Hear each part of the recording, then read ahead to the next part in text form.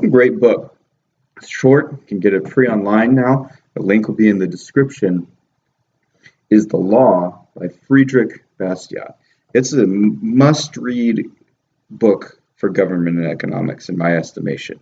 It's short. It's pretty easy to understand. Straightforward. I'm not going to give a lot of background on Bastiat right now. Maybe I'll save that for another time.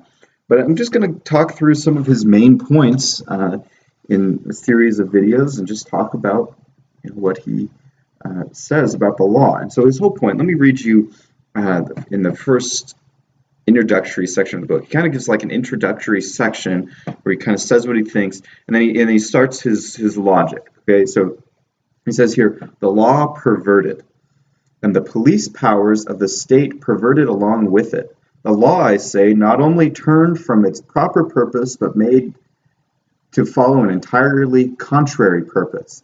The law become the weapon of every kind of greed. Instead of checking crime, the law itself is guilty of the evils it is supposed to punish.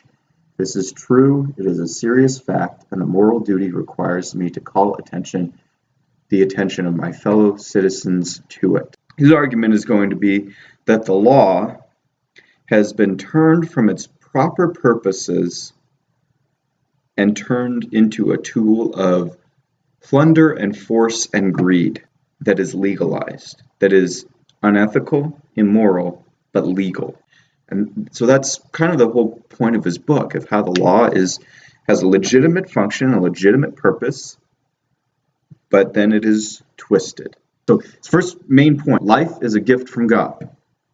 We hold from God the gift which includes all others. You are given life by God, and then life has everything else in it. This gift is life, physical, intellectual, and moral life. But life cannot maintain itself alone. The Creator has entrusted us with the responsibility of preserving, developing, and perfecting it. In order that we may accomplish this, He has provided us with marvelous faculties. So basically, God has given life when life has to be maintained, and He's given faculties to humans. He's given the faculties to be able to get resources and be able to use those resources, and He's given the natural resources as well to preserve life and to enjoy life. It says life, faculties, production. In other words, individuality, liberty, and property. This is man. So we have life. We're alive. People ought not to violate that, and we ought not to violate that for other people. We have faculties. We have a brain. We're able to think.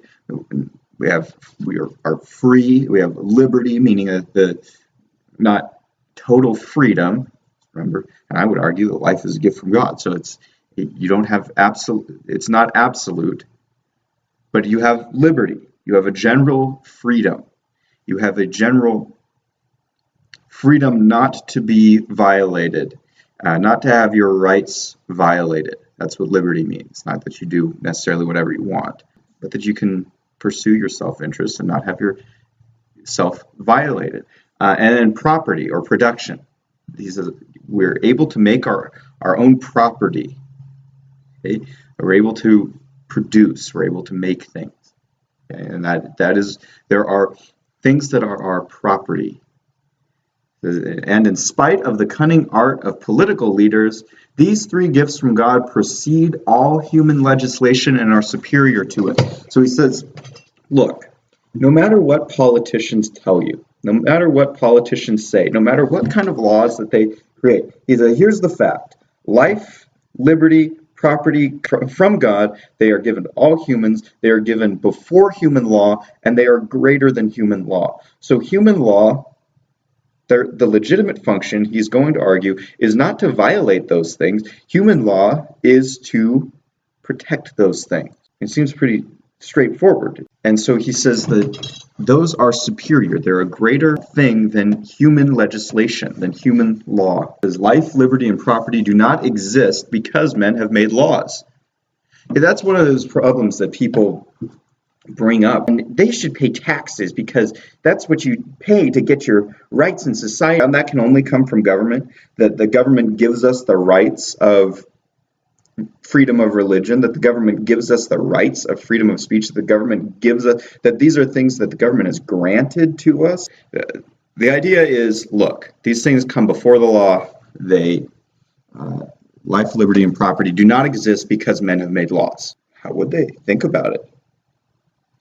There would have to be people in existence to make laws to give people life, liberty, and property. But how did they get life?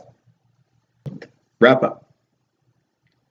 Life is a gift from God, which means life and all that goes along with it, life, liberty, property, faculties, production, individuality, freedom, those all come from God with the gift of life, therefore ought not to be violated. They come before the law. They don't come because of the law, and they are greater than human laws. Okay. Argument one.